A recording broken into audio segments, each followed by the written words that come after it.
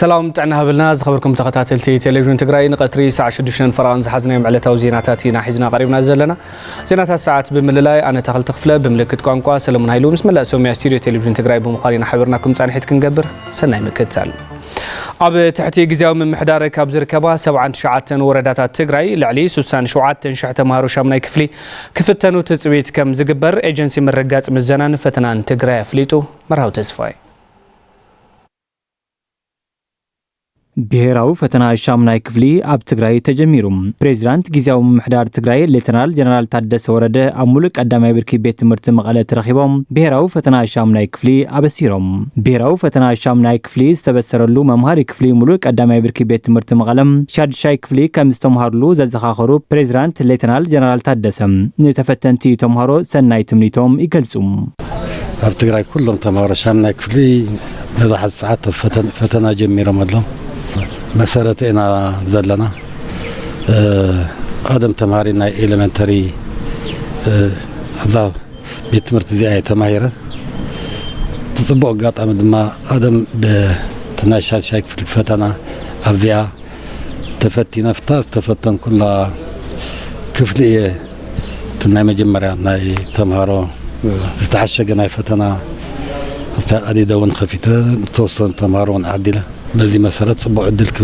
كبدي فتن ኣብ ትሕቲ ጊዜያዊ ምምሕዳር ካብ ዝርከባ ሙሉእ ቀዳማይ ብርኪ ኣብያተ ትምህርቲ ትግራይ ልዕሊ 67 ሽሕ ተምሃሮ ክፍተኑ ትጽቢት ከም ዝግበር ሓላፊ ቢሮ ትምህርቲ ትግራይ ዶክተር ኪሮስ ጉዑሽ ይገልጹ እዚ ለማዓንቲ ጀሚርና ዝኔና ፈተና ተኻታል 3 መዓልቲ ዝውሃቢ ኣብ 79 ወረዳታት ትግራይ ውሽጥ ኣብ ዝርከባ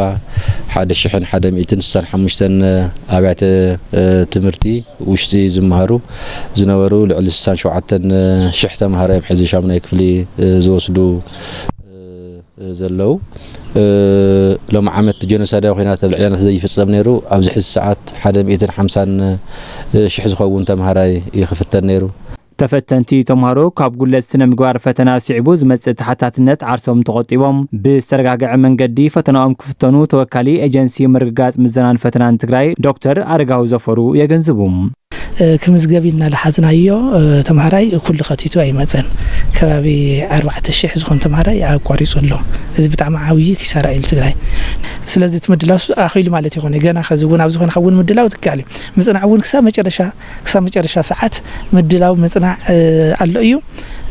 ምኽታቱውን ልተርፈና ተምሃራይ ክህሊ ይውልን ማለት كسار اي بغنت ትምህርቲ እዩ كما كتما مقله لعلي 9000 ተምሃሮ ብሔራዊ ፈተና ሻምናይ ክፍሊ መፈተኒ አይዲ ካርዲ ከም ዝወሰዱም አማኻሪ ማሕበራዊ ጉዳይ ዞባ መቀለ አይተገታቸው ወዳጅ ይዛረቡም 38 مفتني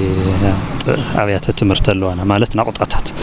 تم ناي ولقاس غزعس ناب حدنا مصحا سله تفتنا 38 مفتني أبياتات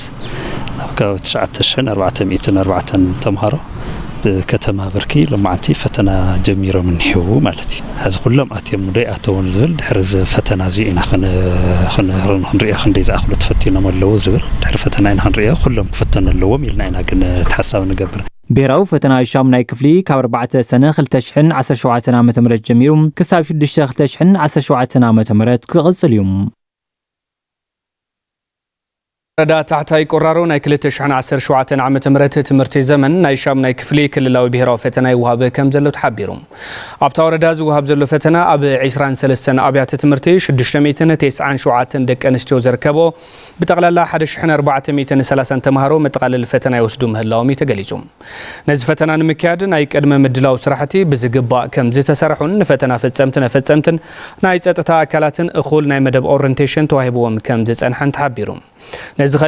نزي خيد فتنا نمعزاب كاب وردا كوميتي تتعيشو نتي زوهاب زلو فتنا بستفلالو ابيات تمرتينا تزاور كم زتعذبو فصوم سنه مغبار استملو خيد فتنا كم زلون يمغليصوم نزي تجمير زلو ناشامناي كفلي كللاو بهراو فتنا كساب زودا ببركو زلو كوميتيتات بالعول تنقاقه ككتاتلو كم زغبا صاوعيت قريبو كم صبصاب غدات كوميونيكيشن وردا تحتاي قرارو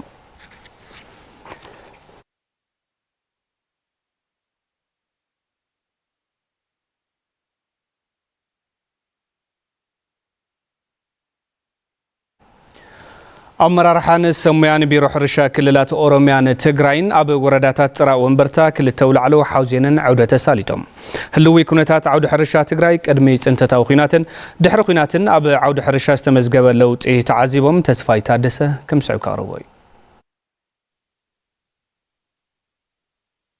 بحالافي بيرو حرشا كل الأوروميا أيتجي تجمعوا استمر حلوق جل سمويان أمرارحن حرشان بيرو حرشا في فترة تجراين أو وردات زرع ومبرتا كل التولعلن حوزيننا أو سرحت مروح سبال حمي مفراي معارن سرحت مسلن هفت فترة عودة ساليتهم كل الأوروميا دحروا علي بريتوريا أبز حلف عامتات حجزات تراكتر مرز زرن زمن أو دخولنا حجز مسيوم يمزولو حالافي بيرو حرشا في فترة تجراين دكتور إياس أبراهام استخايد عودة وسيت حجزهم كرويون نتبكينات استهاسي زفر حرشا تجراي بعكال كردون ناي محواي سرحت حابر كان مسرح زقبر يولوم روميا كلل كم كلل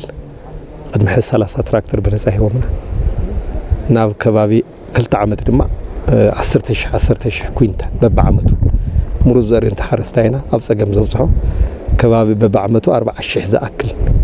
مرح صدره تتقاماي زقبر ينير فلايف سندايد محزرت قدمنا سلنار سلازتاي مالتي كبال لعلن بلا حزبنا بصقمينا لنا سلازي قبرنا كنزم من تخينا دغف زليانا ነገራት አለዋ ጣውም ቀዲሞም ስለልخدو رحق كيدم يم فتز نبرنا طورنت مقصلنا نيرنا كحناون ጥቃጥቃናቶም ከመጽሒና ነርና ግና ፍድሐር መሊሱና ብሂል በለ 80 ሚታዊ ትመጥቀ ግዛዕ ስለልገበርና ነድሐር ተመሊስና ሞን እዚ አኮፕ አፕ ለመግባር በተጉጅለሎ ዑደት ካብ ዝተገበረሎም ቅድሚ ኩናት ኣብ መፍራይ መዓር ተዋፊሮም ኣብ ሓደ ቆፎ ክሳዕ 80 ኪሎ ግራም መዓር ይረኹም ምንዋሮም ዝሓበሩ ኣብ ወረዳ ክልተ ውልዓለ መፍራይ መዓር ዝተዋፈሩ ሃለቃ ዓለም በቲ ጆኖሳይዳዊ ኩናት 1300 ቆፎ ንህቢ በቲ ኩናት ከም ዝሰኣኑ ይረዱ ወይ ምርት መፍጣር ካብ ክልል ሰሜሮስካ በሃገር ደረጃ ሀውን እስካ ናይ ውጭ አውሮፓ ናይ ኤክስፖርት ዕዳጋ ምትሳር ፈጢራ ኣብ ስሎው ፉድ ኣብ ጣልያን አባል በመሆን ማዓሪና አቅሮኩ ላሰራሁ በሰፊሑ በሚዲያ ተፈላልይ ስለዝፍለጥ ነበር ላሰራሁ በጣም አብይ ነገር ፈጥሬ ካብሽሂ 300 ሽካ ሓረሽሂ ምናምን ካብ 3 ሳይታት ማለት እዩ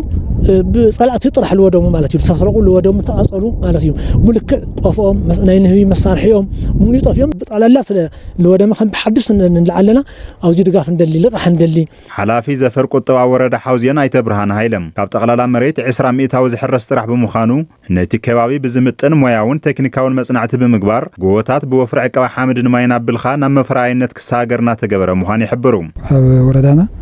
ኣብ ናይ ሩዋ ቀላይ ዝበሃል ተፋሰስ ዝርከብ በኤስኤልኤም ፕሮጀክት ስራሕ ዘሎ ናይ መደዋው ዛላ ስራሕቲ ማእኸል ጌርና ኢና ንርኢ ዘለና እዚ ስራሕ እዚ ያው ኣብዛ ዓመት እዚ ብህዝቢ ጉልበት ካብ ማዝያ ወርሒ ጀምቢሩ ዝተሰርሐ ስራሕ እዩ ዘለና ተሓረስ መሬት ካብ ጠቅላላ 20% 80% ዘይሕረስ እዩ ስለዚ 80% ናብ ከምዚኦም ቀይርካ ናብ ከምዚ ዘይቀይርካ ኣኸሊልካ ናይ ሃፍቲ እንስሳ ስራሕ ብምስራሕ ኣብ ሕርሻ ፍርያትን መፍራይነትን ምውሳኽ ዝለዓለ ተራ ስለ ዘሎ ተጠናኺሩ ክቅፅለሎ ዝብል ሓሳብ ይዘለን ሓላፊ ቢሮ ሕርሻ ክልል ኦሮሚያ ኣይተጌቱ ገመቹ ብሰንኪ ኩናት ኣብ ዓውደ ሕርሻ ትግራይ ዝበፅሐ ጉዳትን ምሕዋይ ኣብ ክልል ኦሮሚያ ዘሎ ተመክሮ ዓውደ ሕርሻ ኢሉ እውን ኣብ ትግራይ ዘሎ ተመክሮ ሕርሻ ብምቅንጃው ሓበርኻ ንምስራሕ ዝዓለመ ዑደት ምዃኑ ብምግላጽ ብሰንኪ ኩናት ሓረስቶት ዘፍረይ ወሃብቲ ስኢኖም ኣለዉ ነዚኦም ሞያውን ንዋታውን ሓገዝ የድልዮም ክብሉ አውርዮም በሁለቱም ክልሎች መካከል የልምድ መለዋወጥ ስራዎችን ለመስራት ነው እዚህ የተገኘ ነውና ኣብ ኦሮሚያን ትግራይን ዘሎ ተመክሮ ሕርሻን ምልዋጢና ኣብዚ ተራኺብና ብሰንኪ ኩናት ሓረስቶት ዘፍረይ ወሃብቲ ስኢኖም ኣለዉ ነዚኦም ሞያውን ንዋታውን ሓገዝ የድልዮም እዩ በቀጻሊ ተሓባቢርና ክንሰርሕ ኢና ከዚህ በፊትም ስናደርግ እንደነበረው አሁንም ያነሳና ቋርጥ እየተደጋገፍን እየተማማርን بتزامادي زينا ركب سميا بمتنخار بقصالنت حبيركا بمسرح مغبو حسنان مرغاص كم زسرحو امرارها حرشا كلل تግራይን ኦሮሚያን ገሊጾም امرارحان سميان بيرو حرشا كللات ኦሮሚያን تግራይን اب عوده حرشا ملكيتوم زتساليطوم له حزون تسفايتا دسه أمرارحان سمويان بيرو حرشا كللات أوروميان تجراين أب عود حرشا زتساليتهم وانا دايركتر مرمر حرشا أوروميا تشمو بوغاله حرشا كلتيو كللات نمزمان زعلم له تمكرون ركب سمويان بمتنخار بقصالنت حاورخا بمسرح مغو حسنان مرغا زعلم مخكر كم زكايد يحبرو እኛ ጋር ያለውን ቴክኖሎጂ ወደ ትግራይ ለማምጣት ትግራይ ጋር ያለውንም ደግሞ ወደ ኦሮሚያ ለማምጣት አባና ዘሎ ቴክኖሎጂ ልውውጥ ሕርሻና በኸመይ ምዝማን ከም ንኽእል ዘርኢ ምኽክሪና አካይድና ዘለና ብዝተዋደደ መርሕነት ዝሳለጥ ዘሎ ምዝማን ሕርሻ ኦሮሚያ ፍሉይ ተመክሮ ዝኸውን እዩ ዝበሉ ኣብ ኢንስቲትዩት ምርምር ሕርሻ ትግራይ መርሕ ሳይንቲስት ዶክተር ኣባዲ ግርማይ እቲ ተመክሮ ናባና ምምጻእ የድልዩ ይብሉ ተዋቶም ሰርሕለይዎ ካብቲ ፕሬዚደንት ጀሚሩ እስካብ ታሕቲ ዘሎ ብደንብ ኣስጢሞም ካብ ክልሎም ሓሊፎም ንዓዲ ዝገብርሉ ኣስተዋፅኦ ርኢ ኣለኹም ኣነ ከም ትግራይ ኦሮሚያ ዝረአናዮም ነገራት ሂወት ዝቕይሩ እቲ ኢኮኖሚውን ንቕድሚት ክወስዱ ዝኽእሉ ኩነታት ስለ ዝርኢ ኣለና እቲ መሪሕነት እውን ቢሮታት እውን ከፍ ኢለን ዘትየን ዝሐሸ ነገር ክንሰርሕ ይግባእ ዝኸይና ኢና ተዋና ሓዘባናት ድኽመታት ዝመስለን ዘሎ ኣነ ናፍቲ ተግባር ምእታው ማለት እዩ እዚኣ ሓንቲ ኣብ እታወታት ምቕራብ ዘሎ ሽግር እዩ ተይልና ከመይልና ንፍትሕ የልና መንገዲ ተቐሚጥናሉ ንዓኣ ክንፈትሕ ንገብር ንኸዳ መንገዲ ኣጽኒዕኻ መሓዝን ምፍጻምን ተዘይፈጺምና ከዓ ናመለስካ ምርኣይ ታዝጎደለተ ከዓ ምምላእ እና ብርክት ዝበለ ስታታት ኢና ምክሮታት ኢና ወሲድና ዘለና بحيل كاب سرحو مكلك وزتجبرو نبرات مرارحن أبالات بيت مخرن ناب سرحو مملاسهم وتعيت سلاموي بوليتيكاوي قال سناي كبلو أبالات بيت مخري وردا سبع عندرتا قليجهم توم أبالات نزيز بلو هتوت جباي بيت مخري وردا سبع عندرتا أبزي تسالت اللوانيو جبرز جابير قدامه توسخلو أبالات بيت مخرن أمرارح وردا سبع عندرتان بحيلي كاب سرحهم كلوك وزجورو أكلات حجاوس قمتين كوسر اللمن نبرات أمرارحان أبالات بيت مخرن ناب سرحهم نكم لسن ناب بيت صحفة بريزيدنت تسرعان كم زقروز جلسة عفو جواي بيت مخري وردا سبع عندرتا ويزرس الله صافتم كوميشن بوليس تجريد ما نزوستان نكفتسام ممرحد حرم وهابوم بيت مخرن أمرارحان وردا سبع عندرتا ناب سرحهم كم استملوا سجلسان حنتي نابيت مخرج سرارحة حجدا بيحزو حقا منكستك خبر لك علس بيت مخرب مخانو إيه معناته لبنتاي وكلنا هزو سر الخانة لبنتاي عسرت تشحت وكلنا حيزنا ساكت خبر سر لا تحقا منكستك خبر هندي عشرات مسوات الناس اللي تخافولا معناته لو وصل التقالسنا لتوصي تزي موقعنا هم مرة رح بيت مخرط رحت يا خانيس هم أولاد بيت مخربون كنخور علو محرار توردا أيت برهان ويوحنس بيستجبره وحلول كل مداوك علسي نابس رحنا تمنيسنا لنا دحرم بعلم حتى هزب يدام يصخا نهزب جوبو من لاش مهابت أنا خير قصر جليسام على شمونته ورحت شعته بسرعة تبيت مغرته مرة رحنا كفرس تغير بحيل مالتي عاوزي كم مجمرة جميرو تبيت مغرون تهزون انكت نيروي خمي غيرنا قال سنة نتناخر خمي غيرنا قال سنة نحيل خمي غيرنا نسرعات بيت مغرنا نتناخر كابت أياسكع وردا جميل زلوا محاورنا خمين ودو زول چنكت نيروي تغنيتات مستفاد أرون تعال بيت مغري وطعفت إيريو دمسونا سمعيو تقالي سونيو لك معارة مسرح فساميت قداينا حقي بيت مغري كبر كاف ناي حقي بيت مغري السرارة حنوز أزقبر كل من كسقاس دوي وليلون وردا سبع عندرتا بيت مغري ناونور كملس تمرارحا ناونور كملس أو آياتات لقبر له كحقوص أي مراد مشام زي مرقعون ملكع كحز سرعات كحزون تقاليسي عبالات بيت مخرن وكلت حفاش محبرات دمام زقاطو من أصقامات حقاو بزخنا من قدي في التحك رخبو مقبار وتسيت سلامة وقال السنان حد نتنان يلوم يبل قزيوم محدار لبلكا نتحدث وردي يبل سرعات نيون هايزوت أبقى بوليتيكات ألقاتي أتول بهال بوليس كوميشن تقرأي ناس درجة زي لبصح كوري بصحية كم زول حزنا وقلنا منين أنا حزله نفرح يبنا نسوق يبنا حزبنا حزنا نايمان كنا يناي حزبنا وقلنا للو مخانو كلهم بيت مخري كلهم فساميت كتخرعوا كتحقوا سنياكم مالتي رجع لها الخير خاينا جار تسعرها كل زي ماشي نفي عشان نفكم كويهم عشان نفنا كوينا جاكانو مرحتنا يكون كل خزي خذ احنا مرحتنا هم تحسكم انكم تعقستي مرحنا انكو حمزلنا المزتاي لا حمزلنا الموقع وقعنا بني يو حتى تقني يو خذلن قال سينا لا تقالسنا لمصينا تاينت شجرات بنو شي نغرات ول عم بيت عددي وي خالي ناي من ردا ناي حاده ممصا منجد كان نسرح عاوز لنا بيت مخري قالت نوضني يسرح بطابانا كان نستخاخل كان هم بعلي امنت مالتي اتوصص غواي بعال 14 نطبي قوام مجلص بموصام تزازيمم ላዕለዋይ ቤት ፍርዲ ትግራይ ዝርዝር አፈጻጽማ ውዙፍ ማህያ መምህራን ትግራይ ንምስማዕን ውሳነን መሃብን ንሰነት 2017 ዓመተ ምህረት ተለዋጥ ቁጽር ሂቡ ኣብቲ መጋባያ ዝተረኸቡ መምህራን በወገኖም ላዕለዋይ ቤት ፍርዲ ትግራይ ዝወሰኖ ፍርዲ ብህጹጽ ከተግበረ ተሓሳሲቦም ገብረመድህን ተወልደመድህን ከምስዑ ቀርቡ ማሕበር መምህራን ትግራይ ውዝፍ መሃያ 17 ኣዋርሕ ኣፈጻጽማ እቲ ውዝፍ መሃያ መልኪቱ ዝኸሰሰ ኸሲ ላዕለዋይ ቤት ፍርዲ ትግራይ ዝረአየ ኮይኑ ተኸሳሲ ሚኒስተር ገንዘብን ፋይናንስን ዘይተረኸበ እንትኾን ተኸሰስቲ ቢሮ ትልምን ፋይናንስን ግዝያዊ መምሕዳር ትግራይን ገንዘብ የብልናን ብዝብል ምኽንያት ነቲ ዝተወሰነ ፍርዲ ከም ዘይተግበርዎ ብጠበቆም ኣቢሎም ኣብቲ መገባእያ ገሊጾም ተኸሰስቲ ቢሮ ትልምን ፋይናንስን ግዝያዊ መምሕዳር ትግራይን ገንዘብ የብልናን ብዝብል ምኽንያት ነቲ ዝተወሰነ ፍርዲ ከም ዘይተግበርዎ ብጠበቆም ኣቢሎም ኣብቲ መገባእያ ገሊጾም በዚ መሰረት ላዕለዋይ ቤት ፍርዲ ትግራይ ተኸሰስቲ ኣካላት መዓዝን ከመይን ነቲ ዝተወሰነ ፍርዲ ከም ዘተግብርዎ ንምስማዕን ውሳነን ምሕላፍን ንሰነት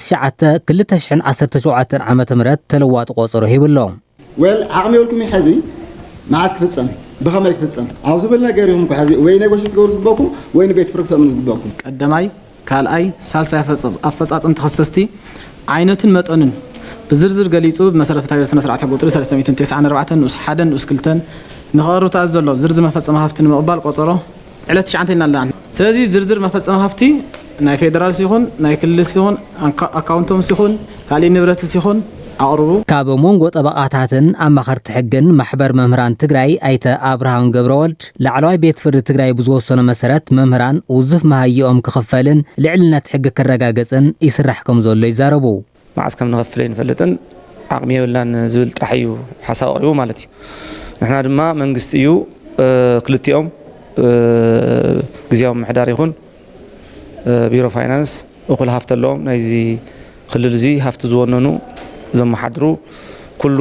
ዓቕሚ ኢዶም ዘሎ ብሕልፊትን 5 ወርሒ ናይ መምህራን ቀዲሞም ዝተቐበልዎ እዩ ካብ ፌደራል ተቐበልዎ እዩ ሕዚ ካብ ፌደራል ዘምጽዎ ኣይኮነን ፍርዲ ፍጸም ኣለዎ ልዕልነት ሕጊ ኣብ ሃገር ክህሉ እንተኮይኑ ኣሎ ክንብል ኮይና ቤት ፍርዲ ዝኣዘዞ ዘየተግብር መንግስቲ ማለት ሓደ ክፋሉ ተሰይሮ ኣሎ ማለት እዩ ሃፍትን ገንዘብን እናሃለዎም ሃፍትን ገንዘብን የብልናን ኢሎም ክቆረጽን ክትሓዝን ዘይግብኦ ናይ መንግስቲ ሰራሕተኛ መሃያ ናይ ኩሉ መንግስቲ ሰራሕተኛ እንተኾነ መሃያ ክትሓዝ ይግብኦ ብፍላይ ድማ ሕዚ ክፍጸም ዝግብኦ ተወሰነ ውሳነ ስለ ዝኾነ እዚ ተወሰነ ውሳነ ድማ ከፍጹም እዩ ዝግባእ ማለት እዩ ኣብቲ ኸይዲ ክርክር ኣፈጻጽማ ውዝፍ መሃያ መምህራን ዝተረኸቡ ኣባላት ማሕበር መምህራን ትግራይ መምህራን ሰመረ በቀለን ልዕልቲ ገብረ መስቀልን እቲ ዝተወሰነ ፍርዲ ብህጹጽ ክትግበር ጸዊዖም ፍጽሚትና እንታይ እዩ ነይሩ ክንፍጽም ኢና ብዙይ ዕለት እዚ ክንፍጽም ኢና ዝብል እዩ ነይሩ ከመጋጣሚ ኮይኑ ግን ቶም ተኸሰስቲ ኣካላት ክፍጽሙ ይከኣሉን ስለዚ ህዝቢ ተኸይድዎ ኒቱ ላዕለዋይ ቤት ፍርዲ ልክዕኹም ትዛሃበና ውሳኔ ብኡ መሰረት ተግባራዊ ንኽገብረልና እዩ ዝለዓለ ተጽቢት እኒአና ማለት እዩ ተፈጻጸሙ ሒዞም መጺኦም ብዙ መንገዲ እዚ ክንፍጽም ኢና እዚ መንገዲ እዚ ካብዚ ናብዚ ግዜ ይወሃበና ዝበሃል ካብኣቶም ዝተሰምዐ ሓሳብ የለን ሕጂ ኣብዚ ሕዚ ሰዓት ክርኢ ተለና ብዝተፈላለየ መልክዕ ግብሪ ናይ ምእካብ ኩነታት ሰዓት እዩ ዘሎ ካልኣይ እውን ተፈላለየ መሰረተ ልምዓት እንዳሰራሕካ ንመምህራን ወይ ንተጠቕላላ መንግስቲ ሰራሕተኛ ዝኸውን ሰራሕተኙ ናይ ምክፋል ዓቕሚ የብለኒ ኢልካ ዝተፈላለየ ምክንያታት ምቕማጥ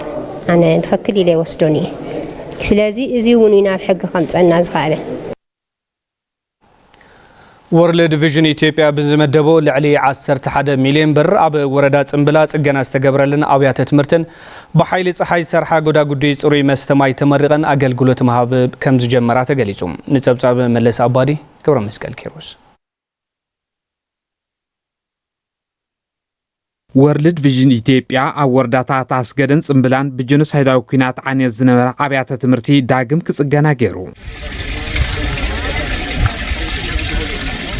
ኣገልግሎት ደቢለን ዝነበራ ጎዳጉዲ ማይ እውን ብሓይሊ ፀሓይ ክሰርሓ ብምግባር ንሕብረተሰብ ዘረከበ እንትኸውን ነበርቲ ተኻቢ ንዝተገበረሎም ደገፍ የመስግኑ ወርደብይን ናብ ዘብዝኒዮም ፂ ናብዚ ቦታና እዚ ናብ ድሕሪ ገዛና ኣምፂው ተጠቀምቲ ጎርና ዘለና ህዝብ እዚ ነዚ ቤት ትምህርቲ እዚ ጎሩ ናብ ዘብዝኒዮ ኳዓት ማይ ደንብ ደስተኛታት ጎርና ዘሎ ብጣዕሚ የመስግን ኣነ ጥሩይ ማሰቲና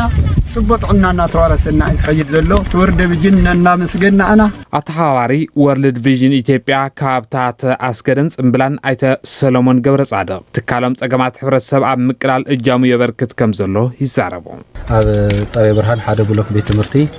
ኣብ ጣብያ ለምነውን ሓደ ቤት ትምህርቲ ከምኡውን ብሓይሊ ፀሓይ ብሶላር ዝሰርሕ ቀረብ መስተ ጽሩይ መስተ ማይ እውን ኣብ ጣብያ ህንጸት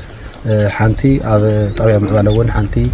ኢና ሰሪሕና ዘለና እዚአን ነተጠቃሚ ነብፅሕን ማለት እዩ ስለዚ እዚአን ንኣብነተን ትምህርቲ ቤት እንድሕር ወሲድና ብዙሕ ተምሃራይ ክጥቀመለን ዝኽኣለየን ከም ቤት ትምህርቲ እቲ ዝረአናዮ ህንፃ ምሕዳስ ጥራሕ ዘይኮነስ ኣብ ውሽጢ ኮፍ ኢሎም ተምሃሮ ዝመሃሩሉ እውን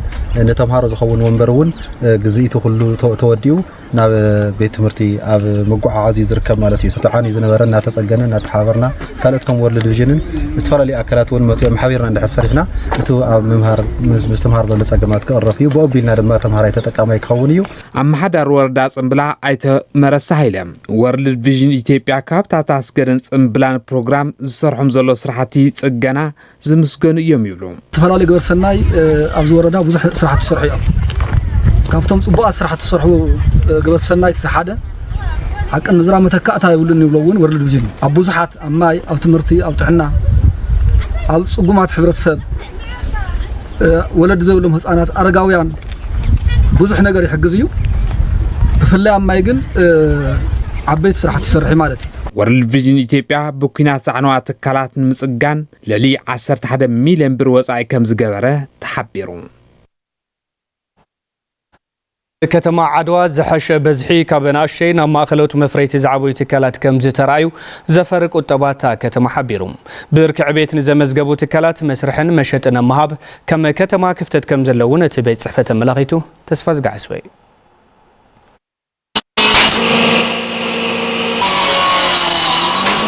منسي أشنف ولد جورجس أب تكنيك المويان نجست سبعة بسرعة تسربت عن جيت استمهار منسيو منسي أرجعوا هذا الرادما كابين فرستاكسوم بكمبيوتر ساينس استمر منسيو أزوم مناسي أبز حزوان أب كتم عدو أبز ركب تكال سرعة عن سيتن حسين مسين كال تقوس يروم الناس ورخبناهم عيد اللي نير ما يزوي خمس خسر حلو كومبلاسن جيرون خور حلو دسيل النير قسم تمرنا تماركو قلنا حافظنا قسمنا تمالارسو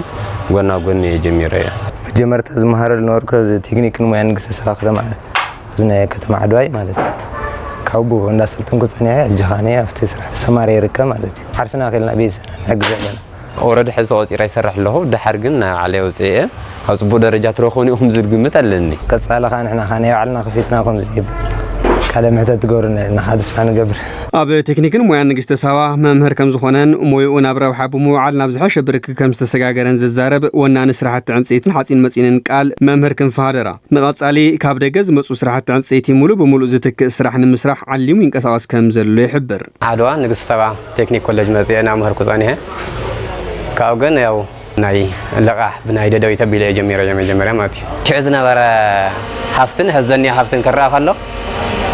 ناي عزفي تعاطف ياو صبو درجات احنا نركب مالتي على لك اسك 10 4 اللو مالتي تام سرحتنينا داب كراي سلازلنا كم دليتنا نسرحنا خايلن ايفن اوزي زي كفته منقاساسينا لنا حسبنا يقرشي نوطانا نت ورك شوبنا عندما غزانا ارزلنا مالتي عاوي زبهل تكالنا فرنيچر برودكشن اور فرنيچر مانيفاكتشرينج نا برتا برت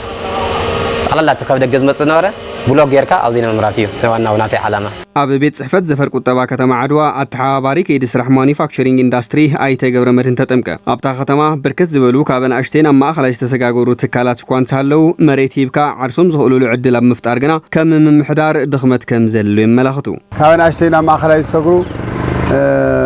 سبوا داتا لنا. أبز عمت زيكوا إسران شو عتن كابن أشتين أما خلاص تسجاجورو كتمانا نوي. مسرح لقاحن زبليو زل على سجن كوينا زلنا مسرح بوتها وهوا عفاقنا هفضت معنا زلوا كاب على جميرو كافتي زي ما حد زلوا خاب كل ساعة ختمة كم تناي كلام وني أيكون أنت زحيلي في الليل مسرح بوتها مهر سجن مني زوز سجن بعلاه سجن زلوا من ملكتهم مدارس أكلات ብምዃን ክፍታሕ ስለ ዝግባእ ኣብ ከተማ ዓድዋ ልዕሊ 228 ኣናእሽተይ ማእኸሎትን ዓበይትን መፍረይቲ ትካላት ከም ዝርከቡን ብርክት ዝበሉ ካብ ኣናእሽተይን ኣብ ማእኸላይ ብርኪ ዕብየት ዝተሰጋገሩ መናእሰይ እውን ከም ዘለውን ቤት ጽሕፈት ዘፈር ቁጠባታ ከተማ ይሕብር። ኣብ ከተማ ዓብይ ዓዲ ትርከብ ማሕበር ባልትና ሰላም ብዝግበረላ ዘሎ ደገፍን ክትትልን ኣታዊኣ ተዓቢ ከም ዘላ ኣፍሊጣ። ማሕበር ኦል ማይ ሲስተርስ ተቐማጦ ሰሜን ኣሜሪካ ብወገና እታ ማሕበር ዝያዳ ትራፊክ ንምግባር ትሰርሕ ምህላዋ ኣፍሊጣ። ንፀብጻብ ንጉሰ ማረ ሸዊት ኪዱ ቅድሚ ሓደ ዓመት ብማሕበር ኦል ማይ ሲስተርስ ተቐማጦ ሰሜን ኣሜሪካ ብ260,000 ብር ሓገዝ ኣብ ከተማ ዓብይ ዓዲ ሰጣይሸት ማሕበር ባልትና ሰላም ካብ ኪሳራ ወፂኣ ብዝሓሸ ብርኪ ከም ዘላ ኣባላት እታ ማሕበር ይዛረባ። ጠቕላላ ኣታዊና 201,375 ኣኑራ ዝዓደግናዮ ኣብ ወንበርዲ ኣብ ፍርጅዲ ድማ 105,085 ቅርሽን መንቀሳቐሲ ኣብ ናይ በዓል ሽሮ በርበረ ዘይትን ተመሳሳሊ ኣብ ናይ ቡና ግዛዕ ዘለውን 18,080 ቅርሺ ኣለና። ድምር ኣብ ባንክ ዘለና ከዓ 78,210.11 ሳንቲም ኣለና። ጠቕላላ ናይ መንቀሳቐሲናን ኣብ ባንክ ዘለና ከዓ 96,290 ብር። ቅድም ደረቕ እንጀራ ነካፍል ንሰርሕ ነርና ቁሩ ምስ ዕዳጋ እውን ተኣሳሲርና ነርና ጽቡቕ ንሰርሕ ነርና ኣብቲ ኸሳራ ዕዳጋ ግጥም ኢልና ብቋሪፅና ከዓ ናብ ካልእ ስራሕ ኣቲና ናብ በርበረ ናብ ሽሮ ናብ ዘይቲ ከዘው ጽቡቕ ደረጃ ኢና ነና። ምንቅስቓስ ማሕበር ባልትና ሰላም ዓብይ ዓዲ ንምዕዛብ ዝመጻ ኣዲ መንበር ቦርድ ማሕበር ኦል ማይ ሲስተርስ ተቐማጦ ሰሜን ኣሜሪካ ሲስተር ኣብራሽ ሕልፍ ማሕበርን ንማሕበር ባልትና ሰላም እግሪ ንምትካል ዝገብሮ ጻዕሪ ውጽኢት ክርከቦ ምኽኣሉ ከም ዝተሓጎሳ ብምግላጽ ነታ ማሕበር ዝያዳ ንምጥንኻር ምስ መድረክቲ ኣካላት ሓቢራ ከም እትሰርሕ ይገልጻ። 238,000 زودة من نواورو غيرنا 4 خن بصراحة ساماري لك قاليخن انجرات سنكتا قاليخن حنباشات شتا قاليخن شات شتا قاليخن شاهي لسلاسايت شتا نابدق خمزو او تخن ادي خنا شقط بعقمو سبك جزء الخن خم عقمو كم مطونو مالتي سلازي ازيኦም ካብ ምግባር ንሕና ንከታተሊና ሓላፊት ቤት ጽሕፈት ዘፈር ጉዳይ ሰራሕተኛን ተጠቃምነት ሕብረተሰብን ወይዘሮ ማህደር ኃይለ ስላሴ ብወገነን ማሕበር ኦል ማይ ሲስተርስ ተቐማጦ ሰሜን ኣሜሪካ ደቂ ኣንስትዮ ዓቕሚ ንኽዕብያ እትገብሮ ዘላ ምንቅስቓስ ንኣድ ምዃኑ ብምግላጽ ከምዚ ዓይነት ሰናይ ተግባር ተጠናኺሩ ክቕጽል ይግባእ ይብላ። ዝሓሸ ስራሕ ጀሚረን ኣለዋ። ዝሓሸ ስራሕ ገንዘበን እውን ኣብቲ ናይ ሒሳብ እትሕዘን ዝነበረ እውን ሓፂር ስልጠና ወሲደን እየን። ስልጠና ብናይ ዳኣንት أتحزا جنزبن كمجرن وصا كمجرن أتاو جورا كم زلون مثلا مرد أجرنا زحشة كم تلسوا معهنا أخ أربعة إلانيان جن حزون أجملوا قد سألي سلطنا نهبكا نادقف كذا خدال عدل كنا ما تشينا مالتي. محبر أول ماي سيسترس سلام بالتنا تقماتو سيمين أمريكا نمتابعي محبر بالتنا سلام عبي عدي 10,000 بر شلمات أبركيتام. زخبركم متملكتنا زيناتنا حزون جناي تزازمن كابزي بمقصال صبصوات سبورت زعلتينا ناوخم كنبصح صبصوات سبورت وش تعدن وصان بكبرهم تسفاي قربي حبرنا نكتاتل.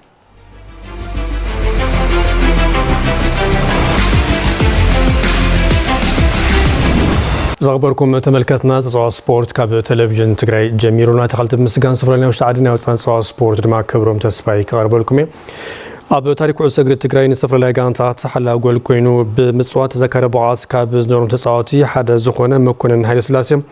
ኣብ ተዘክሮ ከዋኽብቲ ቀደም ካብ ትግራይ ብሉጻት ሓለውቲ ጎል ንምፍራይ ዘኽእል ዕድላት ሕዙን ከም ዘለው ምስ መሰረትና ዮሐንስ ተሸብር ኣብ ዝነበሩ ጻነት ይዛረብ ዝርዝር ከም ሰብ ቀርብ ኣብ ቀዳማይ መፋርቕ ሰማንያታት ኣብ ዓድግራት ምስ ዝመደብረን ጋንታት ማዕበልን ወልዋልን ተጠርኒፉ ሓደ ካብ ሱምያት ሓለውቲ ልዳት ዝነበረ መኮነን ሃይለ ስላሴ ኣብ ብዙሕ ውድድራት ተሳቲፉ እዮም 1985 ድማ ወልዋል ብዝብል ጋንታ ሓዳሽ ጋንታ ወልዋል ብዝብል ኣጣይሽና ያው ጽቡቕ ተፋኻሪትን ሓይትን ጋንታ ፈጢርና ካብ ከተማ ካብ ክልልና ከተማና ሓሊፍና እውን እስካብ ሰንዓፈ ከይና ንዋደር ደረጃ ወፂሕና ነርና يتوارجر سلاسي فرح حزب مقلة أنا إنجو السرح تنير أنا جورنا تبوي زوقع شوت تحلو أخا إنه يقولنا تو تشليخو أيت زلك عدد أبي ناي محل عدلك ذكرت سفر هذا ذكرت جوز نير ناي مقلة كلامه ويترانس ዘከራይ ዝሎ ተጻዋታይ እውን ነርኑ ፈጣን ተጥቃይ ብዙሕ ግዜ ተራኺብና ኢና ፊት ንፊት ሓላ ውልዳት ነበር መኮንን ትምህርቲ ኢሉ አዲስ አበባ ምስከደ ብሓደ ረኣያ ዝብለ ተጻዋታይ ተዓዚቡ ተምሳጥ ከም ዝሓደሮ ይጠቅስ ህፃውንቲ ኮይና ረኪብና ኣለና ደሳሌ ዓዲግራት ክጫወት ኣሎ ደሳሌ ገብረ ጊዮርጊስ ካብዞም ምስከርኩ ኣብ ጊዮርጊስ እንትጫወት ረኺበ እያ አዲስ አበባ ኮይና ተማሃርኩ ማለት እዩ ሕስተ ኢኻ ትሓስብ ናትካ ትግራዋይ ወይ ዝሳተፈሉ ቦታ እዚ ኢልካ ኢኻ ትወስሻዓይቱ ሲኒር ናይ ትግራዋይ ቦታ ጫወተሉ ንገርብዲ ነይሮም ኦፍ ኮርስ ግን ንሱ ይርኢ ነይረ ዘና ዓዲግራት ከይደስ ከምዚ ዓይነት ክሰርሕ ይኽእል ዝብል ሳይስ ስለ ዝሓስኩ ልክ ኣዲስ ኣበባ ትምህርቲ ወዲአን ትመጽእ ዘሎ ወላል ክንስርት ኣለና ኢሚዲየትሊ ቦታ ንሰውን ክፍቲ እዩ በረኛ ኮነና ዓዲግራት መጽኢኻ በረኛ ዝድልየሉ ዘይፍለጠሉ ስልጣን ይብልኻን በባዕልኻ ድልይቲ ብዝትሪኦ ዓይነት ጥራሕ ከምዚ ሕዚ ንሪኦ ዘለና ናይ ዲኤስቲቪ ናይ ቴክኖሎጂ ኣክሰስ የነበረይ ድርዳውን ከይደ እየ ድርዳ ክጫወት ገይሩ ስንኽረ ማለት ብቋዕ ሓላ ውልዳትን ምዃን ጥምረት ኣካላውን ልበናውን ንጥፈት ምስ ብልሕን ትብዓትን ተጠላብረ ቋሕ ምዃኑ መኮንን ሃይለ ስላሴ ብሪሆም ደፋር ምዃኑ እንዲ በአፍካ በገጽካ ፍንጫኻስ በሁሉ ኢኻ ትምልስ እዚያ ትመርጾ ነገር የላይ ምክንያቱ ንኣኻ ዝሃበካ ንኻልእ ተጻዋታይ ዘይተዋው ዕድል ኣበረኛ ኣሎ ዝኾነ አንግል ክትግምልስ ምፈቅድልካ እዩ ስትገጥሞ ጋንታ ኩሉ ግዜ ትኩረት ክትገብር ምስመን ዝገጥም ዘሎ ኣወዳድቃ ናይ ዲያጎናል ኣወዳድቃ ኣለካ ፊት ንፊት ናይ ኣወዳድቃ ኣለካ ንድሕሪት ናይ ኣወዳድቃ ሲስተም ኣለካ እቲ ኮኸብ ሓላ ውልዳት ኣብ ለበውኡ ስፖርተኛታት ሎሚ ኣብ ምምዕባል ክእለታቶምን ዕግበት ደገፍቶምን ከድህቡ ምዒዶም ንሕና ንፃወቶ ነርና እቲ ናይ ስምዒት ፀዋታ እዩ እቲ ማልያ ዝበሃል እዩ ድሕሪኻ ካልእ የለን ናይ ድግፈንስ ቅንዕ ኢሉ ክኸድ የደሊ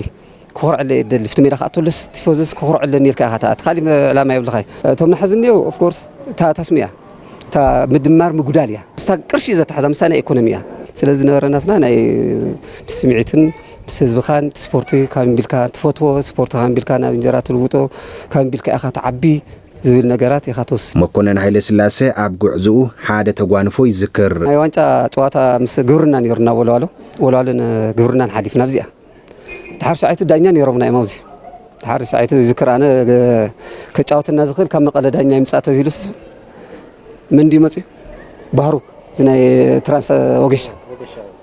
ይምፃእ ዝኾነ ይምፃእ ወላ ካብ ግደለኹም ይምፅኡ ስዕሮም ኢና ስዒርና እዮም ብቻ 1-0 እዚኣ ይዝክራ ባህሩ እዩ ጫዊትና ብዙሕ ታሪክ ኣለዎ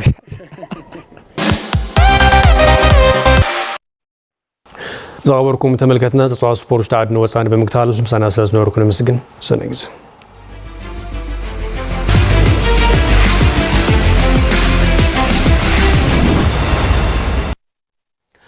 زغبركم تملكتنا نقطري ساعة 6 فرقان زحزنا معلتاو زيناتات نزوم كساب حزيق تكتاتلوم تصنحكم يمثلوا نيرم تلفزيون تግራይ مريسكم سل تكتاتلو كبرت يابلنا ببزلخمو بروح معلتين